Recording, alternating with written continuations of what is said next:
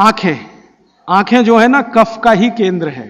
सबसे बड़ा कफ का केंद्र सिर, दूसरे नंबर पे कान, तीसरी आंख। आंख कफ का केंद्र है और आंख के ज्यादा रोग 99% रोग कफ के रोग हैं। जैसे मैंने आपको बोला ना, आंख में आप बोलते हैं कि हमको कैटरेक्ट हो गया, ये कफ का रोग है। मोतियाबिंद हो गया, कफ का रोग है। ग्लूकोमा हो गया, कफ का रोग है। आंखें लाल हो रही हैं, कफ के प्रभाव। तो आंखों की विशेष देखभाल बच्चों की, ताकि चश्मा ना लगे, अब चश्मा ना चढ़े। अब आंखों में क्या करें जी, कफ को कंट्रोल करने, तेल नहीं डाल सकते आंखों में, क्योंकि तेल और आंखों का मेल नहीं है। आंखों में हमेशा एक फ्लूइड रहता है, तेल में डालें माने तेल उस फ्लूइड में गया तो गड़बड़ करता है। तो आंखों के लिए घी ठीक है, देशी गाय का घी।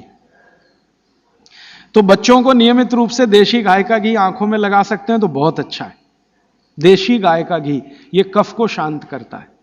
लेकिन आप देशी गाय के घी को उपलब्ध नहीं कर पाते किसी कारण से, तो फिर भागवत जी कह रहे हैं कि कफ को शमन करने वाली एक और चीज है, वो है काजल।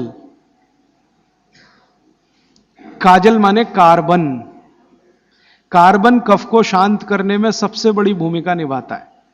तो बच्चों को नियमित रूप से आंखों में काजल होना ही चाहिए।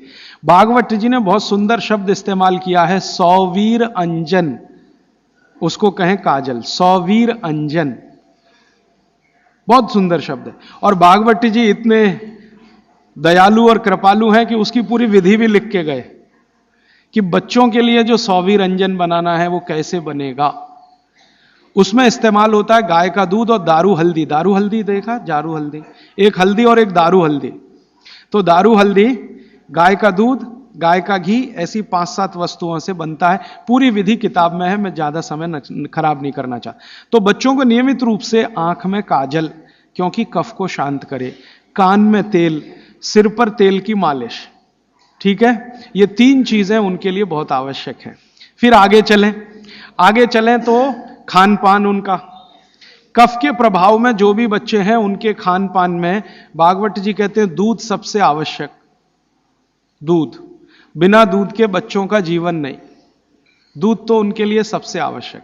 दूसरी कोई चीज उनके लिए आवश्यक है, वो है मक्खन। मक्खन, लोनी कहते हैं, मक्खन कहते हैं, लोनी।